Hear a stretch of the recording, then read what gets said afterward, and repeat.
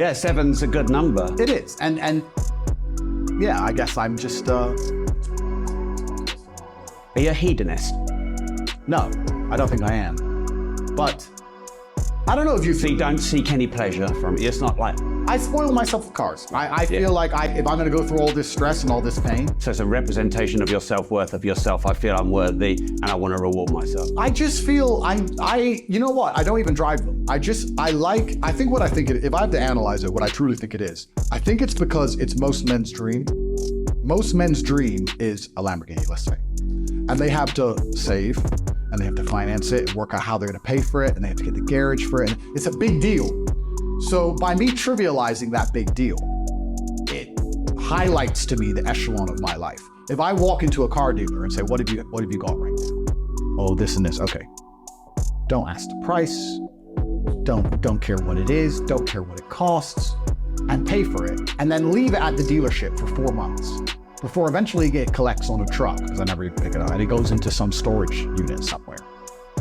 It's like I get other people's dreams with ease. I take their dream scenario and I trivialize it into just, yeah, okay, I don't even want it. And I think that's what I enjoy about it. It's kind of like That is hedonistic. it's kind of like a man's in love with a supermodel. Oh, I love the supermodel, and he writes on her Instagram. And well, these dudes, this is real. A man's in love with a girl on Instagram. She's got 3 million followers and she's beautiful, and he's liking her posts and writing underneath it, and he's inboxing her and she's not replying, and he's obsessed with her, and I'm like, yeah, okay, coffee. Fine, Tuesday. Do I really want to talk to her? No. But this man wants it so bad that I have to make it so ridiculously easy. I guess it's kind of like a peacock putting up his feathers, you know? Or a lion saying, don't come near my territory, don't come near my tree, or I'll annihilate you. It's the same in a fiscal stance. So I just take other people's dreams and I reduce them to nothing, to dust. And then I put it in storage. And then I forget that I even have the car most of the time, till I'm reminded it needs a service. And then I'm annoyed I have it. And well, that's a headache. Then it gets serviced. Then it goes back in storage.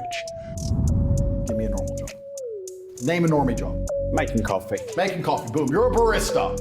You're a barista. Now, I'm gonna tell you how to get rich as a barista, because I can think that fast off the top of my head. The problem with most people in the world today is not that they do a normal thing, it's that they do a normal thing and they don't try to be the best at it. So you can be a barista and you can just make coffees, or you can be a barista that makes the fancy coffees and can turn over all the cups and do like the tricks and all the garbage. We have a man who became a billionaire from salt. Yes. From salt. You can all put salt on, he did it the best. Bam. So the first thing you need to do is get very good at making coffees. That's the first thing you need to do. Be able to do it in a fancy way. Then you need to solicit attention. When you can make coffees in a fancy way, and you can hire a videographer, you can then begin to make fancy coffees in a fancy way, and you can make it look good with a finalized product, and you can get a nice video made that's well cut with some fancy music. You can begin to put them on Instagram and solicit people to watch your Instagram page. Now you have attention. How do you then turn that attention into money after you began to show your fancy coffees? Well, you could, let's say, put together a course or an academy, or write a book on the magic of coffee or the secrets of coffee. And you would put a mystery on it. Don't say, I'll teach you how to make coffee. No, say the secrets of coffee. And you'd have a link in your Instagram page, and it would be $9, and it would tell people the secrets how to make coffee, for example. You'd start to sell that for $9. You'd make a couple hundred or a couple thousand, not too much, but you continue to make fancy coffees, people continue to go to your Instagram page, you're now selling the secrets of how to make coffee.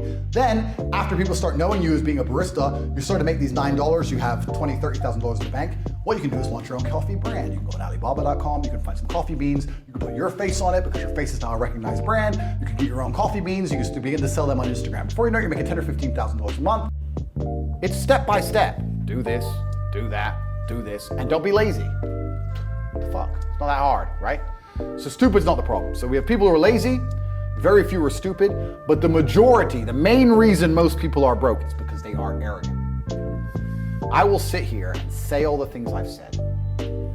I will do this, take time out of my life for free. Somebody at home will watch and digest it for free.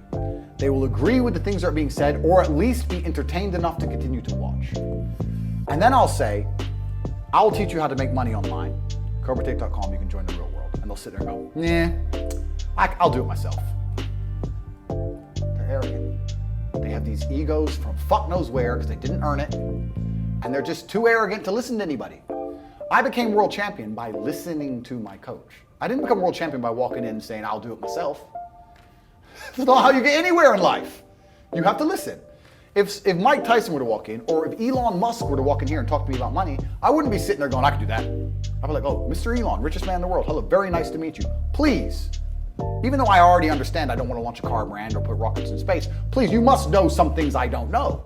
How do you deal with the currency fluctuations? Does inflation impact how much it costs for you to send a rocket into space? Like, I'd ask him something that's useful, right? But some people are so brutally arrogant that they'll sit here and they'll listen to all the things I say, and they'll agree that I'm intelligent, they'll agree I'm massively successful, but they'll sit there and go, yeah, but you know what? I'll do it myself. I don't want to join that school because, I'll do it myself. They're arrogant. Everybody's fucking arrogant. I sit with people who I used to go to school with from Luton who are still broke and tell them how to make money. And you know what they do? They answer back. Yeah, but it's not that simple because, the wife gets the kid, and you know what, and I don't like to do things that way, the way I like to work. The way you like to work is why you're fucking broke. So what the fuck are you talking about? You just sat here and wasted 10 minutes of my time. I told you how to take your business of painting and decorating or whatever the fuck you're doing and make a serious amount of money, and now you're telling me the way you like to work? Then stay fucking broke. The fuck you want me to do? What level of arrogance? But this is people. They'll sit with a multi-millionaire and tell you their view. Oh, I think that know when you're out qualified and accept it and learn. So we all do. I'm not going to I can't play piano for shit. The piano teacher walked in here and said, this is what you do. And I said, well, I like to move my hands this way. What kind of dumbass? But this is the arrogance people operate under. So I'd say 20% of people are lazy, 20 to 25%. A large portion of the world are not lazy. They're actually working exceptionally hard, but they're doing the wrong thing. 5% of people are too stupid. So say 25%, 5% is 30%. But 70% of people are brutally arrogant, and this is why they are poor. That's the truth. And how did you make your first million? Good question. I've talked about this already. It was an unorthodox strategy. I've talked about it at length, so I won't give the whole story because it's too long. But I identified a gap, I identified a market, I approached the scenario and the situation extremely professionally, and I worked exceptionally hard, and I made my first $1 million. So my first millions came from owning a webcam studio. So I saw a little advertisement in the corner of a web page saying, talk to live girls now. I've never been a porn guy, I'm not interested in that shit, but I was like, that's interesting. I know some girls who need some money. Boom, boom, boom. I put together this apparatus, extremely professional, no fucking sexual misconduct, no Dan Bilzerian, no threesomes, nothing. Very professional. 50-somes if it's down. Very professional outfit. And I used all my business knowledge and all my life knowledge, and I applied it. I worked 22-hour days, I would say. I got to the point where I was so tired.